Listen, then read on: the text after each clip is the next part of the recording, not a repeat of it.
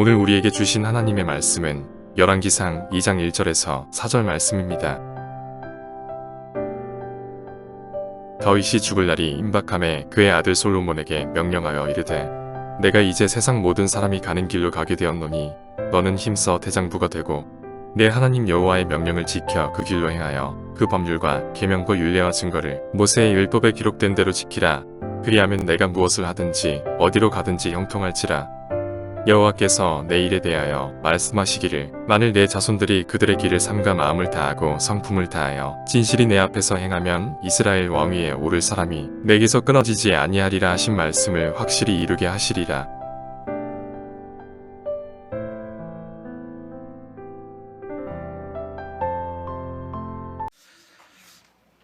여러분, 이제 우리가 읽은 본문에 보니까 다윗이 80년의 인생을 마감하고 이제 하나님 앞에 부름을 받기 직전에 자기 아들 솔로몬을 불러서 믿음의 말 두 마디를 해줍니다. 그 첫 번째 말은 오늘 본문에 보니까 대장부가 되라라고 2절에 말해요. 대장부가 되라.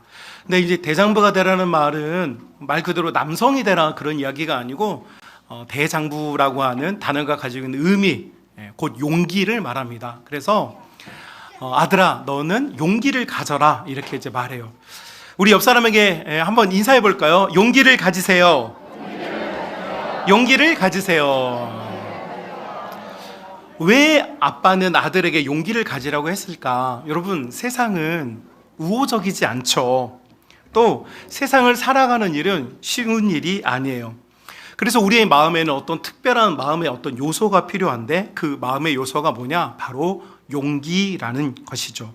우리는 자꾸 사소한 말과 사람들이 보이는 태도에 쉬이 지쳐버리기 마련이에요. 왜 그러냐면 우리의 마음속에 용기가 없기 때문이죠. 여러분, 강아지가 이렇게 옆에서 멍멍해도 기차는 어떻게 한다고요? 네, 기차가 강아지가 이렇게 멍멍한다고 해서 기차가 멈추진 않는다는 거예요. 여러분, 기차처럼 자기가 정해놓은 하나님께서 정해놓은 길을 묵묵하게 우리가 달려나가는 그 힘은 바로 우리의 마음속에 용기가 있어야 해요. 특별히 하나님의 사람들은 이런 용기가 더 강하게 필요해요. 왜냐하면 우리는 교회 밖에 있는 사람들을 이겨내는 용기가 필요하지만 우리는 하나님께서 주신 이 믿음을 가지고 또 살아내야 하는 용기가 또 필요하기 때문에 하나님의 사람들은 더 큰 용기가 필요한 것이죠.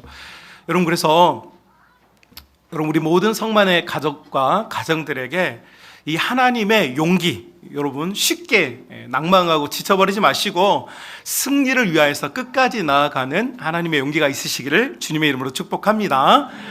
두 번째는 여러분 본문에 보니까 여러분 3절에 보니까 이제 다윗이 이렇게 말합니다. 하나님의 명령을 이렇게 해가지고 그 뒤에 보니까 법률이나 명령이나 규칙과 증언들을 지켜라 이렇게 말해요. 그래서 중간에 들어가 있는 형용사 구문을 빼내고 다윗이 정말 말하려고 했던 목적 구문과 동사만 붙여놓으면 이게 무슨 말이 되냐면 하나님의 명령을 지켜라 이렇게 되는 거예요. 그 안에는 하나님의 어떤 명령이나 율법이나 사명이나 하나님께서 가정이나 사람들에게 주신 여러 가지가 있는데 그런 시그널이나 사인들 말고 그저 그 모든 것들이 통합되어 있는 하나님의 말씀을 지켜라. 여러분, 근데 이 하나님의 말씀을 지킨다는 게 어떤 의미일까요? 의미만 여러분 이렇게 체에 걸러가지고 딱 담아보면 그 말은 무슨 말이냐면 하나님의 말씀에 순종하라는 거예요. 순종하라. 하나님의 입에서 나오는 모든 말씀에 순종하라. 여러분, 그래서 우리가 하나님께 순종하고 여기에 있는 우리 청년들과 우리 아이들은 부모님께 순종하고 어제 세계관학교에서 수업을 하는데 우리 5계명 가지고 너희 부모님을 공경하라. 이 공경하라는 말을 respect, 존중하고 그것을 인정하고 이 표현의 의미는 뭐냐면 너희 부모님을 자랑스럽게 여기라는 말이거든요.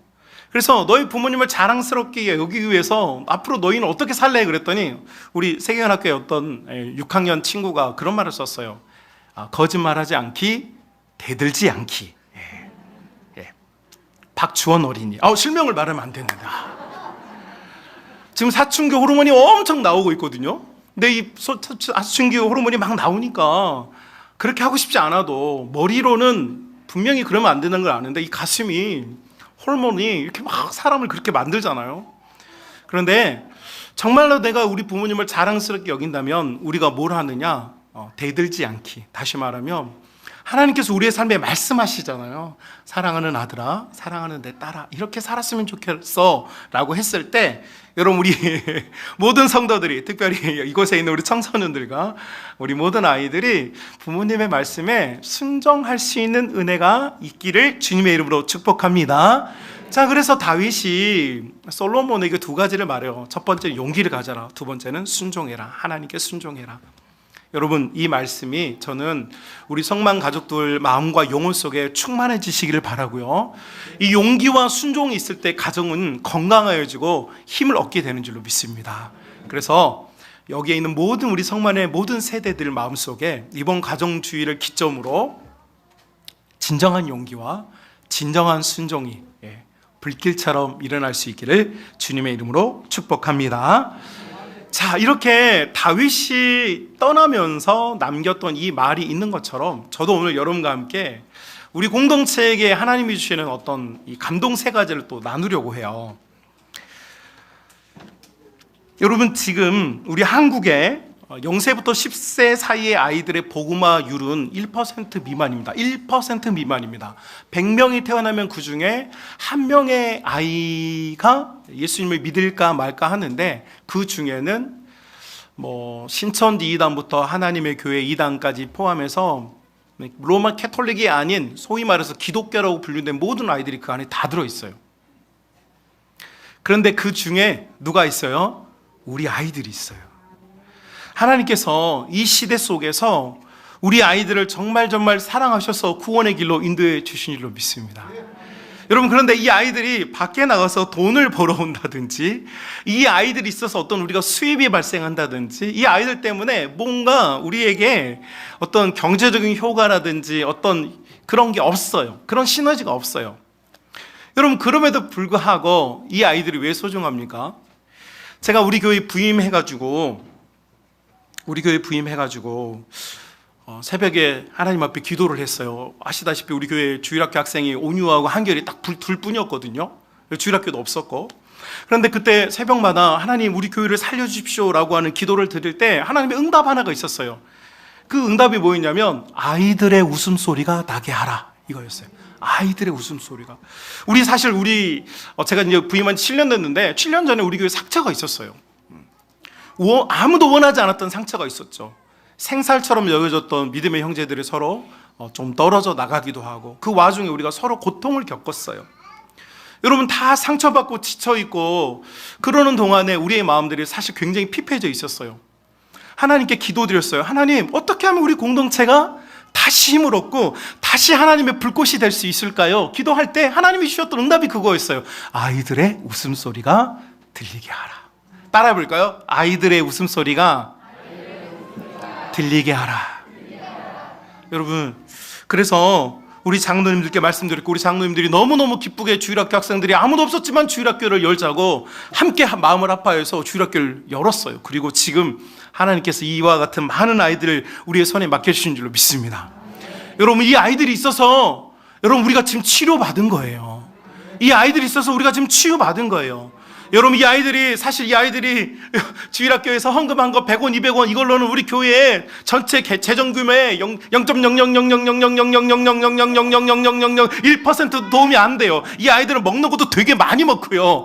이 아이들은 우리가 투자해서 쓰는 게 되게 많아요. 이 아이들이 너무너무 소비하는 게 많아요. 그런데 이 아이들이 가져가는 재정의 규모와 관계없이 이 아이들이 우리에게 남겨주고는 이 웃음이, 이 아이들의 울음소리가 우리를 지금 살게 하는 줄로 믿습니다.